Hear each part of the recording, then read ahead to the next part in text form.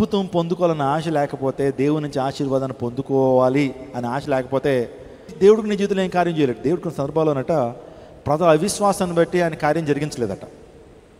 He couldn't do the miracle because people did not believe Jesus. యేసయ్యని యందు విశ్వాసం ప్రజల కొరకు దేవుడు ఏమి చేయలేకపోయాడట. అందులో బట్టి ఆశ లేనటువంటి వారిని దేవుడు ఏనాడు కూడా దీవించలేడు. దేవుని వాక్యం వింటున్నప్పుడు కూడా ఆశతో దేవుని వాక్యం వినాలి. క్లుప్తంగా ఈరోజు సందేశాన్ని మనం విందాం. God always uses ordinary people to accomplish extraordinary tasks అనే ఒక భక్తుడు. దేవుడు గొప్ప కార్యాలు జరిగించాలనుకున్నప్పుడు ఆయన గొప్ప గొప్ప వారిని ఎంపిక చేసుకోడట.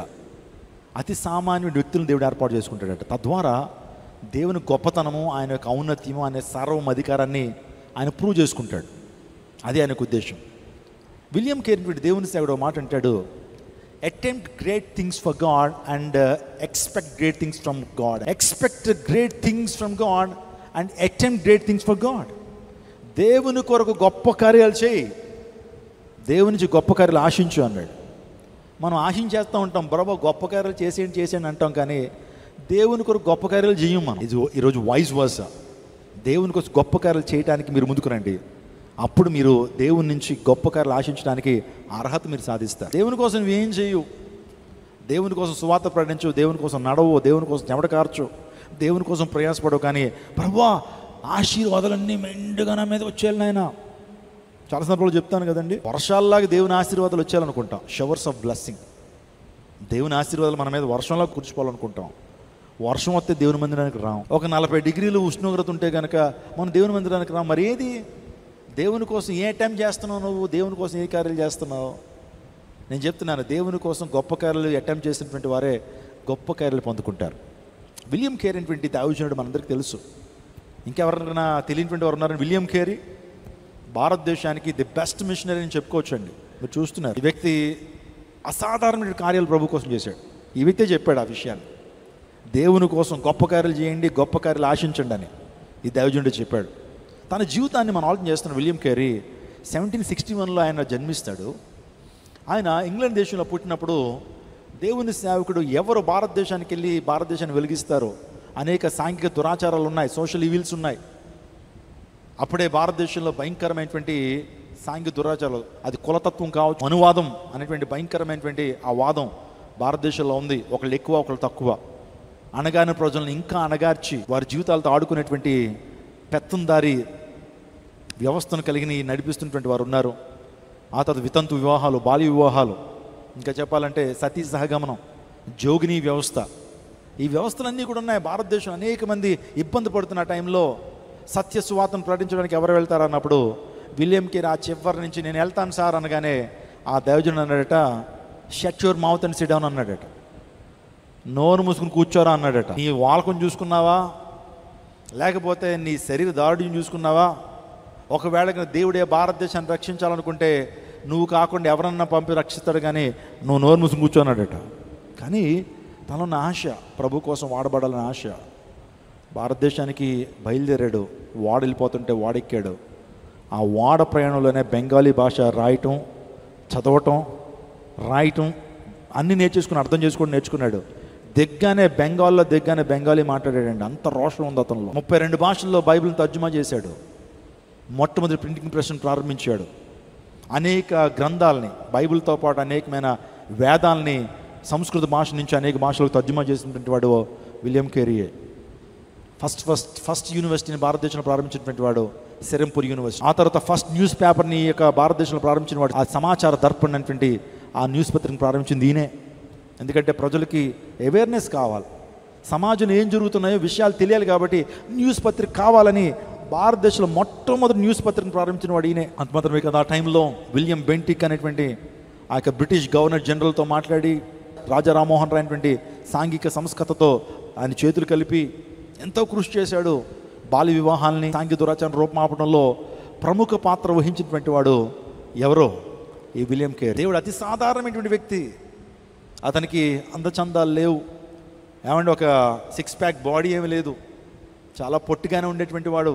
కానీ దేవుని కొరకు గొప్ప కార్యాలు జరిగించాడు. అవును, దేవుని యొక్క ఉద్దేశం ఏంటంటే, దేవుని యొక్క మైండ్ సెట్ ఏంటంటే, ఆయన అతి సాధారణమైన వ్యక్తులను ఉపయోగించుకుని గొప్ప కార్యాలు చేస్తాడు. ఆయన సాధారణమైన వ్యక్తులను ఉపయోగించుకుని, సాధారణమైన పరికరాలను ఉపయోగించుకుని, సాధారణమైన పదార్థాలను ఉపయోగించుకుని ఆయన గొప్ప కార్యం చేస్తాడు. ఈరోజు అలాంటి సందేశాన్ని మీకు ఇవ్వాలనుకుంటున్నాను. నువ్వు ఎప్పుడు అనుకోవద్దు, నేను దేనికి పనిచేయను పాస్టర్ గారు, నాకు బలం లేదండి, వయసు పెరిగిపోతుంది, నా ఒంట్లో ఆరోగ్యం సరిగ్గా లేదు, మా కుటుంబ నేపథ్యం సరైనది కాదు. ఇంకేమనస్తులు చాలామంది, అన్న నేను తెలుగు మీడియం అన్నా, ఈ పోటీ ప్రపంచంలో నేను రాణించలేకపోతున్నాను, నేను జిల్లా పరిషత్ హై స్కూల్ నుంచి వచ్చాను, నేను కాంపిటేటివ్ వరల్డ్లో నేను పోటీ పడలేకపోతున్నాను అని రకరకాల ఎక్స్క్యూజెస్ నువ్వు చెప్పొచ్చు. కానీ ఒక మాట, నీ జీవితాన్ని ప్రభువుకు సమర్పించు, నీ చిన్న జీవితాన్ని ప్రభువుకు సమర్పించు. దేవుడు నీ జీవితాన్ని విలువ కలిగినదిగా మారుస్తాడు. ఆయన యేసే చేతిలో 5 రొట్టెలు 2 చేపలు పెట్టారు. ప్రభు దాన్ని ఏం చేశాడు, విరిచి ఆస్వాదించినప్పుడు ఎన్ని వేల మంది భోజనం చేశారు ఆ రోజున? For almost 20,000 people. 5,000 మంది పురుషులను రాయబడింది, కానీ మనం ఇమాజిన్ చేసుకుంటే 20,000 మంది ఉన్నారు అక్కడ. 5 రొట్టెలు 2 చేపలు పంచిపెట్టబడ్డాయంటే ఆ రొట్టెలు ఆ చేపలు ఎవరి చేతికి అప్పగించబడ్డాయి? యేసే చేతికి అప్పగించబడ్డాయి. 5 రొట్టెలు 2 చేపలు లాంటి వాడివే, నీ యొక్క సంపాదన చాలా కొద్దిదే కావచ్చు, ప్రభు చేతిలో పెట్టండి. మీ దశం బాగా నమ్మకంగా ప్రభుకు చెల్లించండి. ప్రభువా, విశ్వాసంతో పెడుతున్నానయ్యా నీ చేతుల్లో ఈ చిన్న ధనాన్ని, ఈ చిన్న కానుకను, ఈ చిన్న సమృద్ధిని నీలో పెడుతున్నానయ్యా, నన్ను ఆస్వాదించు, మల్టిప్లై చేయి అన్నప్పుడు దేవుడు ఖచ్చితంగా మల్టిప్లై చేస్తాడు. మన దేవుడు గొప్పవాడు కదా. గాబ్రియల్ దూత మరియతో అంటుంది, all things are possible with God. మరి అంటుంది, కన్యక ఏ విధంగా జన్మనిస్తుంది ఒక కుమారుడికి? కన్యక గర్భవతి అవటం ఇట్స్ హైలీ ఇంపాసిబుల్ కదా. సైన్స్ ఒప్పుకోదు, ప్రకృతి ధర్మాలు ఒప్పుకో, సైంటిఫిక్ లాస్ ఒప్పుకో. మరి ఎలా సాధ్యం? అసలు మిరాకల్ అంటే అర్థం ఏంటి ఏమండి? అద్భుతం అంటే అర్థం ఏంటంటే సైంటిఫిక్ లాస్కి అగైన్స్ట్గా వర్క్ చేసేది. భూమికి కొన్ని ధర్మాలు ఉన్నాయి కదా, భూమికి కొన్ని ధర్మాలు ఉన్నాయి. అందులో ప్రాముఖ్యంగా చెప్పాలంటే అయస్కాంత ధర్మం, గ్రావిటీ అంటే గురుత్వాకర్షణ శక్తి. గురుత్వాకర్షణ శక్తి ఖచ్చితంగా ఒక వస్తువు పైకి వేస్తే మళ్ళీ కింద పడుతుంది, అర్థమైందో? కానీ ప్రభు గురుత్వాకర్షణ శక్తిని కూడా ఆయన దాన్ని బ్రేక్ చేసి ఆయన పరలోక రాజ్యానికి ఆరోహణం వెళ్ళిపోయాడు ఆయన. అంటే ఆయన ఆరోహణం వాస్తవానికి సైంటిఫిక్ లాస్ ఒప్పుకో. ఒక మనిషి అలా గాలిలోకి పైకి వెళ్ళిపోవడం అనేది అసాధ్యం. కానీ ఇదే కార్యం మరలా జరగబోతా ఉంది. యేసు ప్రభు రెండోసారి ఈ లోకానికి వచ్చినప్పుడు ఆ రహస్య రాకూడదు, ర్యాప్చర్. ఆ ర్యాప్చర్లో సంఘము యేసు ప్రభు రక్తం చేత కడగబడిన ప్రతి ఒక్కరు కూడా మనము మహిమ దేహాలు ధరించి ఆ పరలోక రాజ్యానికి, లేకపోతే దేవుని యొక్క సముఖానికి ఏమవుతాం? మనం ఒక పక్షి వల్ల ఎగిరిపోతాం. అంటే చాలామంది నమ్మరు, ఎలా అంటే ఎలా సాధ్యమని అంటారు, కానీ మనుషుల వల్ల అసాధ్యమైన దేవుని వల్ల సాధ్యము. స్తోత్రం చెప్పండి, hallelujah. There is nothing impossible with God. దేవునికి అసాధ్యమైంది ఏది లేదు. ఉడికిన శారా గర్భాన్ని దేవుడు తెరిచారు, ఎండిన ఎడారిలో నదులను దేవుడు ప్రవహింపజేశాడు, ఎండిపోయినటువంటి ఆ లోయలో అన్ని అస్థి పంజరాల్లో దేవాదేవుడు జీవాన్ని నింపి అవి నిజంగా శరీరాన్ని ఆతో రక్త మాంసాలు ధరించి గొప్ప సైన్యంగా మార్చబడ్డాయి. దేవునికి అసాధ్యమైంది లేదు. 4 దినాలు సమాధిలో ఉన్నటువంటి లాజరును పైకి లేవనెత్తాడు. ఆకాశం నుంచి దేవాదేవుడు రెడీమేడ్ ఆహారం పంపించాడు, అదే మన్నా. పగలు మేఘస్తంభాన్ని, రాత్రి అగ్నిస్తంభాన్ని ప్రభు వేశారు. గాబ్రియల్ దూత మరియతో చెప్తుంది, లూకా 1:37 ఇంటికి వెళ్ళిన తర్వాత చదవండి మీరు. లూకా సువార్త 1:37 there is nothing impossible with God. ఒక మాట మత్తయి సువార్త 19:26 with men this is impossible but with God all things are possible. But with men this is impossible but with God everything is possible. మనుషుల వల్ల అసాధ్యమే, మనుషులు కొన్ని కార్యాలు చేయలేరు, కానీ దేవుని వల్ల సమస్తం కూడా సాధ్యము. All things are possible with God. ఈ మాట చెప్పండి, all things are possible with God అని చెప్పండి. అన్నీ దేవుని వల్ల సాధ్యం అని చెప్పండి. మనం పాడతాం కదా, అన్నీ సాధ్యమే, అన్నీ సాధ్యమే. All things are possible. దేవుని వల్ల అసాధ్యమేది ఏదైనా ఉంటే కానీ ఆయన దేవుడు కాదు. దేవుడు కనుక ఇది నేను చేయలేను, ఐ కాంట్ డూ దిస్ అని అంటే కనుక ఆయన దేవుడు కాదు అనే విషయాన్ని, దేవుడు చేసిన అద్భుతాలు, దేవుడు చేసినటువంటి కార్యాలను బట్టి, యేసయ్య చేసినటువంటి కార్యాలను బట్టి ఆయన సార్వభౌమ అధికారం ఈ సృష్టి మీద కలిగి ఉన్నాడు అనే విషయం మనకు అర్థమవుతుంది. యేసు ప్రభు వారికి సార్వభౌమ అధికారం, is the God having authority over everything.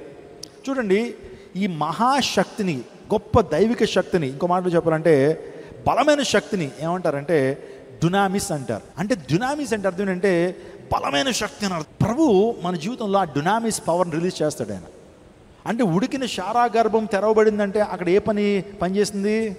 దేవుని పని పనిచేస్తుంది. దాన్ని డునామిస్ అంటారు. ఎర్ర సముద్రం 2 పాయలు ఏంటంటే అక్కడ ఏం పని చేసింది? డునామిస్ ఆయన అధికారం కలిగినటువంటి వాడు. ఆయనకి సర్వం మీద అధికారం ఉంది. Is the God having authority, is the God who is having authority over everything. ఆయనకి సమస్తం మీద అధికారం. దాన్ని అధికారాన్ని ఎక్సోసియా అంటారు గ్రీకు భాష. నా ప్రియ దేవుడు జనాంగమా, దేవుడు అసాధ్యాన్ని సుసాధ్యపరచగలడు. Praise God.